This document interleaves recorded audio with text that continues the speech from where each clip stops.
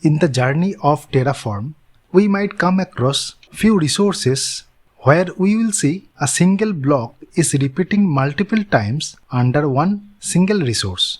For example, if I talk about Google Compute Firewall, this is one Terraform resource. As you see in the example of that, the allow is appearing 2 times and it can appear more than that depending on the resource type. One similar example could be when we talk about load balancers in Google Cloud or any other cloud provider. So there can be many sub blocks under one resource block that will appear more than once. Like this is one host rule, another host rule, a path matcher is there. Under a path matcher, path rule is there, and as you see, there are multiple path rules. Same block is repeating. And you also see the path matcher is also repeating. There is one path matcher at the top. Here is also one path matcher. So every time if you want to add anything, so you might have to copy and paste this one every time for new configurations or modified configurations. So this is a painful job to do every time.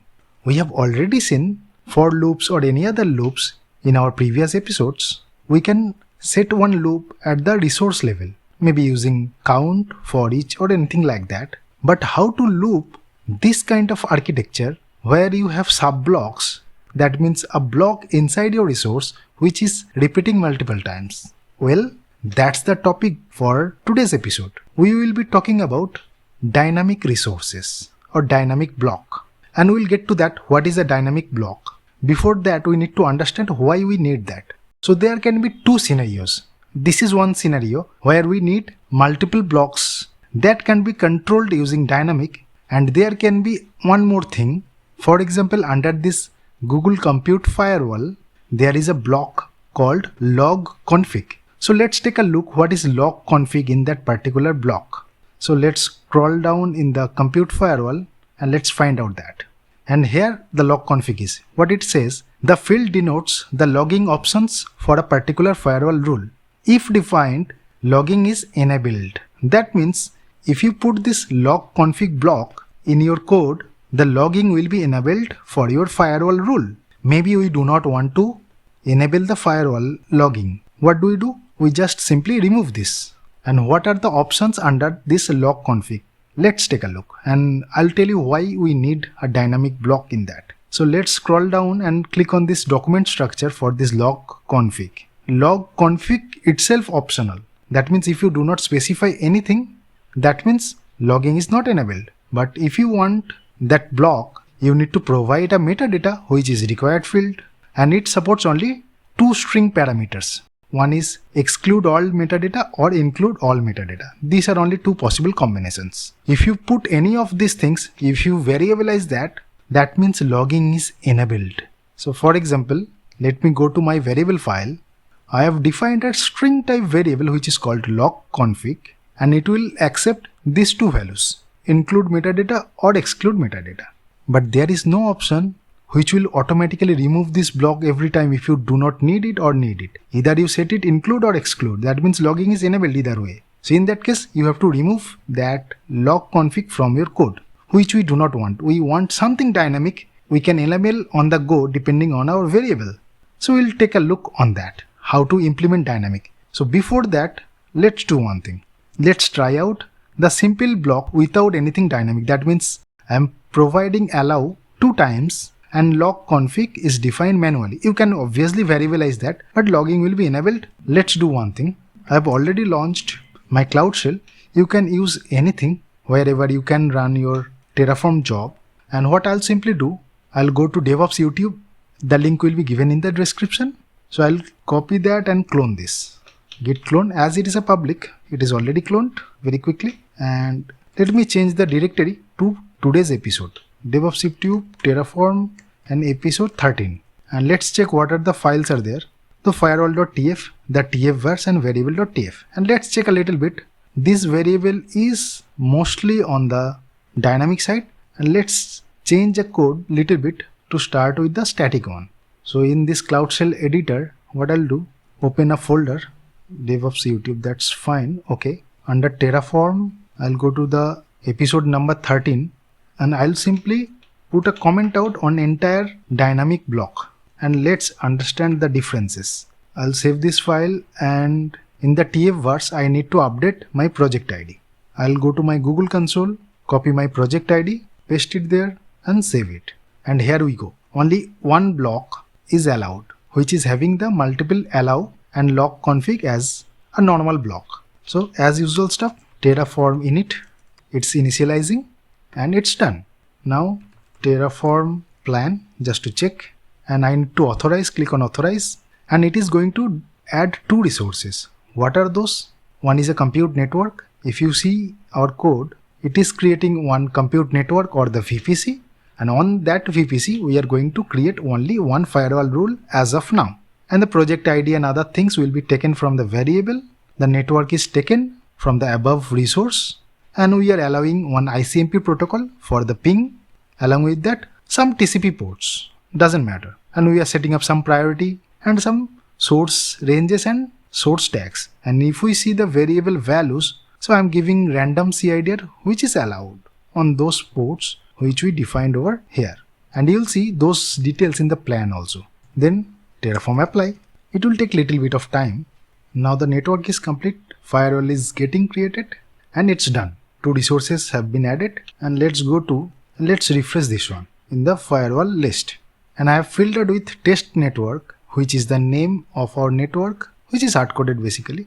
Under that test network, I see a static rule with this allow block. And maybe if we want to allow something else now, maybe we want to allow one UDP block or UDP protocol. And port can be anything, for example 93, just for random example. We can use this up, maybe update our Terraform code, and let's check the plan. Obviously it is going to add one, basically change that particular resource, and it will add this block again. Every time if you have to do anything, addition of anything, you have to add this allow. The code will look very long. Now instead of that, what we can do, we can use a dynamic block. And you see, the code is finished within few lines. And what it does, we have already known the for each from our previous episodes. We will be using the for each with dynamic. The dynamic is a block which works dynamically as the name suggests. That means we can even loop through something. Now let's see what I am looping through. Let's check the variable definition and let's go to rules. I am defining a variable called rules, which is map of objects. And what is an object variable? There will be a link in the description. You can check that episode. And it supports only two arguments, which is protocol and ports. Protocol is a string type and ports, it's optional. Maybe ICMP do not require any port number. That is why. And it supports list of strings and default is null. And depending on these values which I have defined over here, so dynamically I can add anything whenever I need in this particular rules. So for example, I can remove something. Maybe I do not want that UDP right now. Let's remove that. So we can edit our variable. We do not have to do anything at our dynamic code. Remove the comment out section, which we did not apply in the previous one. It's removed. And we do not have to do anything here. And let's discuss how the code is working actually. We are saying for each var.rules, and as it is a map, that means it has multiple values, or it can have. So here is one value, here is the second value, here is the third value, and here is the fourth value. And as you see in the fourth value, I am giving only protocol and port is not required, because in our variable definition, ports is optional field. And what it will do, it will loop through all the rules in that particular variable, and there is one block, child block under dynamic, which will take out those values from the dynamic block. I know it's getting little bit complicated, but let me narrow it down. So what we have seen under one allow block, it has two arguments. One is protocol, one is port. Every time you need a new one, we can copy this block and we can update our protocol and ports depending on our need. Now what dynamic block is doing, it is looping over your variable or whatever value you have, and it is creating the content every time dynamically. That means whatever copy pasting we are doing, the same thing is done in a loop. So it is creating the content or the parameters for this allow block, and it is getting the value. How it is getting the value? In our previous for each examples, we used each dot value or each dot key. depending on our need. Here we will say the name of our particular variable will be allow. That means every time there is a value in the var.rules, that means this is one rule web for the first iteration. Then we are saying the value. What is the value? If we give the key web, the value is from this curly braces to the curly braces, which is ports and protocol. So it will get the value, and dot protocol, that means it is fetching that particular parameter, and similarly for ports. So allow, whatever dynamic block you are using, you can use the same name, allow dot value dot your parameter name, which you have defined in your map or object, anything like that. Now it runs every time in the loop, and if I need to add anything, I can simply add, copy paste, give a unique name for the key, then change your ports and protocol or whatever value for your resource, and dynamic will take care of your dynamic deployment. Now the another scenario which I was talking about, the log config. So either we need to remove log config or add this one, and then we can assign the value depending on this metadata type, include everything or exclude the metadata. But we cannot put a logic that we do not need it or we need it. If we do not need it, we need to remove it. Simple. What I am doing, I am defining one dynamic block. The name of that block will be as per the block parameter for that resource. Now dynamic supports for each, for looping, and what I am saying, var.config, and let's see what is var.config.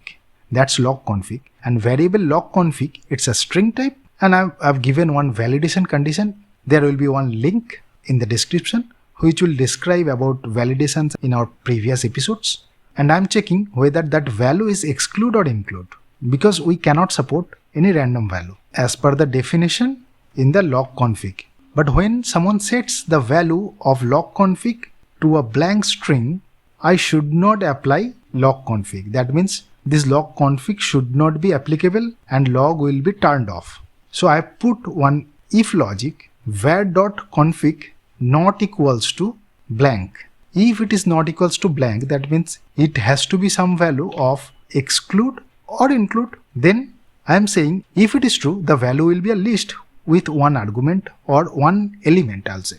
This element can be anything. One doesn't mean anything over here. This is just a denotation. It can be anything like this also. Maybe a string type or anything like that, only one parameter. And what it does, when we put a list in for each, the length will be the counter parameter. That means the length of this particular list is now 1. It has one element. So it will loop for only once. So we can put 1, 2, anything like that, any value, only one value. If the condition is false, that means log config is a blank value. We are putting one blank list. Blank list do not have any element, and as it does not have any element, the length will be 0, and this log config block will not even execute, which we want. When we do not provide a value to that log config, the log will be disabled. So every time it is having some value defined in our variable, it will be executed, and the value will be coming from var.logconfig itself. So this for each is actually not looping more than once, as we have tightly defined this list having one element. So I think I made some clarification how this log config can be used for a block where we cannot simply use one true false value. What I'll simply do, and as I have added this one UDP in the static one, so it will show some changes on that particular resource, and it will try to add a new dynamic block for that compute firewall. Let's check the Terraform plan again, and dynamic will be created. This is a new resource, and whatever we have suggested in the allow list, you see it is coming as a loop. This is the first one, this is the second one, and this is the third one. And I have removed that UDP one, will be adding after that. And let's deploy this. Apply auto approve. It is creating the new one and modifying the old static one. One added, one changed, which is good. Let's refresh this console, which is showing the old one, and there should be one new one. Okay, now this is having the newest list with the dynamic rule. What we can do, we'll be not touching the Terraform code. Instead, we'll be touching this particular variable code, and let me copy that. So now I want to add the UDP. This is it, save it, plan it, and it is going to add this one. And dynamic is taking care of the looping. And now Terraform apply again, it's modifying, and it's done. And this is how we can control our dynamic part of our code. Thanks for watching. Let's meet in some next amazing topics.